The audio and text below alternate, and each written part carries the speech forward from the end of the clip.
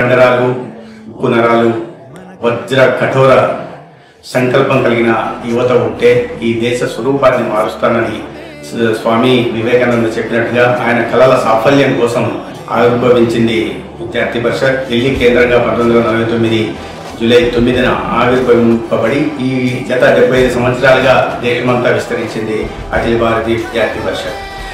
విద్యారంగమంతా ఒకటే అనే భావనతో పనిచేస్తూ ఇవాళ విద్యార్థుల్ని ఉపాధ్యాయుల్ని అందరినీ కలుపుకొని విద్యార్థుల సమస్యలపైన ఒక నిర్మాణాత్మక ఉద్యమాలు నిర్మిస్తూ పోరాటం చేస్తూ అఖిల భారతీయ విద్యార్థి పరిషత్ ఇవాళ విద్యా రంగంలో పనిచేస్తున్న సంస్థలన్నిటి కూడా ఒక ఆదర్శవంతంగా నిలిచింది.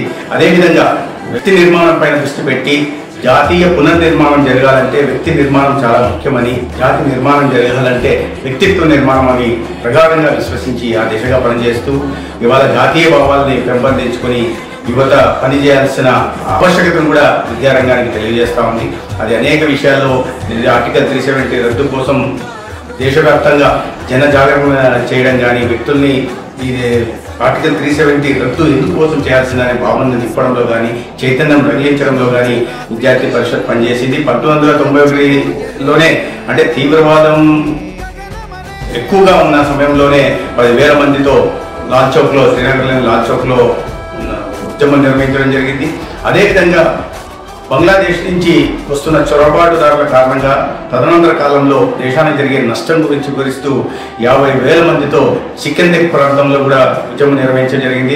దాని తీవ్రతను దేశ ప్రజలకు తెలియజెప్పే ప్రయత్నం కూడా అఖిల భారతీయ విద్యార్థి పరిషత్ చేసింది. సేవ్ క్యాంపస్, సేవ్ నేషన్ పేరుతో మావోయిస్టులకు కూడా వ్యతిరేకంగా అనేక ఉద్యమాలు చేసి ఈ మావోయిస్టుల కారణంగా దేశానికి జరుగుతున్న నష్టం గురించి వివరిస్తూ వారిని కళాశాలల నుంచి తరిమి కొట్టి ఆ కళాశాలని, విశ్వవిద్యాలయాల్ని, సరస్వతి నిలయాలుగా కూడా అఖిల భారతీయ విద్యార్థి పరిషత్ చేసింది. అటువంటి అఖిల భారతీయ విద్యార్థి పరిషత్ సంపర్కం ద్వారా కొన్ని సంవత్సరాల పాటు విద్యార్థి పరిషత్లో పనిచేసే అవకాశం నాకు కలిగింది.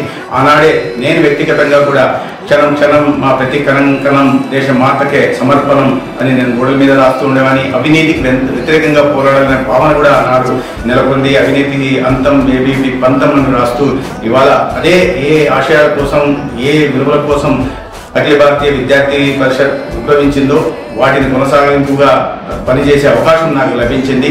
అటువంటి సంస్థతో పనిచేసే అవకాశం, అక్కడి నుంచి సంస్కార నేర్చుకోవడం, జాతీయ భావాలను అలవర్చుకునే అవకాశం కలగడం నా అదృష్టంగా నేను భావిస్తున్నాను. ఇవాళ 76వ అఖిల భారతీయ విద్యార్థి పరిషత్ వ్యవస్థాపక దినోత్సవం సందర్భంగా ఈ దేశంలోని అఖిల ఏబీవీపీ కార్యకర్తలందరికీ కూడా ప్రత్యేకంగా శుభాకాంక్షలు తెలియజేస్తున్నాను.